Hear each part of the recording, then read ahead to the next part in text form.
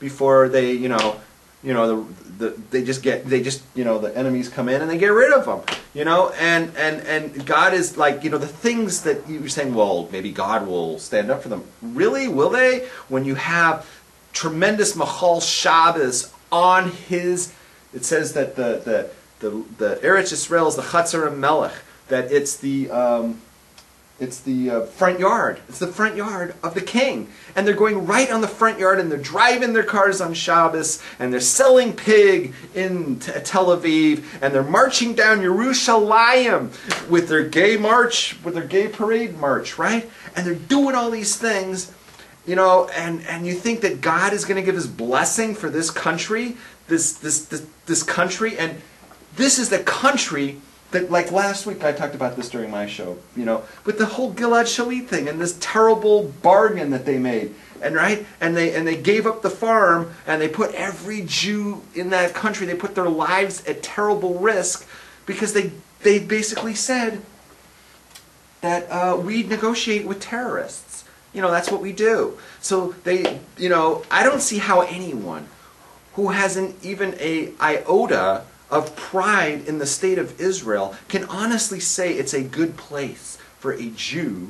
when the government has proven doesn't give a shit about the safety of its own people. This is not a country that cares about human rights. They don't even care about the rights, the human rights and the conditions and the safety of their own citizens, right? At least America cares about its own people. At least America cares about its Jews, and it's not going to put people at harm's way the way that the state of Israel has sold out its own people this last week. It's a terrible thing with the state of Israel. America has never schlepped Jews through windows and pulled them out of their house, right? Like the state of Israel has done in Gaza when they gave back Gaza 6 years ago. The state of Israel is no place for a Jew, right? America, that's the place for the Jew, and that is the one that's the new Babylon. And Babylon lasted for 1,000 years, and I imagine that America will last 1,000 years once we get rid of Obama, and we'll move forward, and we'll go back to where we were, a great country that believes in God.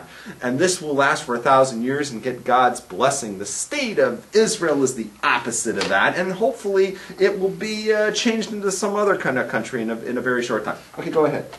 But you've got to watch out for certain Oriental women who want to drain the Jewish man of his vital bodily fluids.